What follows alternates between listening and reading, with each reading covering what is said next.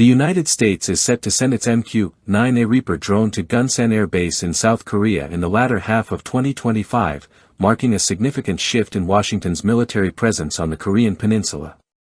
This move will inaugurate the drone's first rotational operational mission in South Korea, intended to strengthen intelligence gathering and strategic deterrence in an increasingly volatile region. A source within the South Korean military disclosed that the deployment will be temporary, with the Reaper expected to operate from Gunsan for several months before rotating to another location, according to the Korea Times. Gunsan Air Base, located roughly 178 kilometers from Seoul, houses the 7th Air Force under United States Forces Korea, USFK. While the MQ-9A has previously been seen in joint drills and test flights across South Korea, this deployment marks its entry into a scheduled, recurring operational role.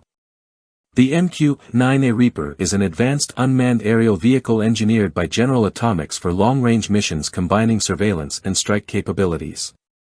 Designed initially for intelligence, surveillance, and reconnaissance, ISR, operations, the drone is equally adept at executing precision attacks on high-value targets. Its architecture supports various configurations, enabling it to carry synthetic aperture radar, electro-optical/infrared cameras, and laser target designators. This flexibility allows it to support missions such as close air support, overwatch, convoy escort, and raid reconnaissance. With a payload capacity of up to 3,750 kilograms, the Reaper can be armed with a lethal mix of AGM-114 Hellfire missiles, GBU-12 laser-guided bombs, and GPS-guided JDAM variants like the GBU-38 and GBU-54.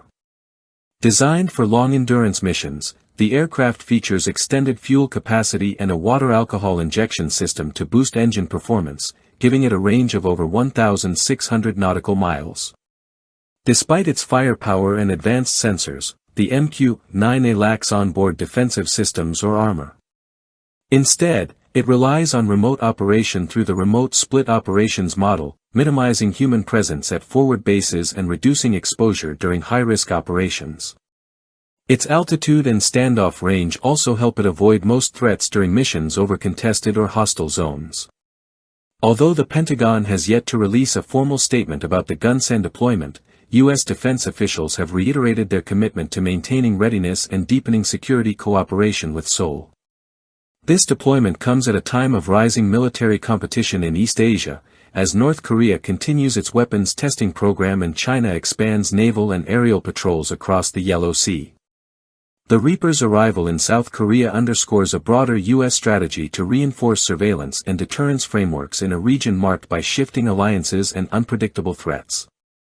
By stationing this unmanned system in Gunsan, Washington signals its intent to maintain persistent situational awareness and quick response capabilities near two of its most closely watched adversaries.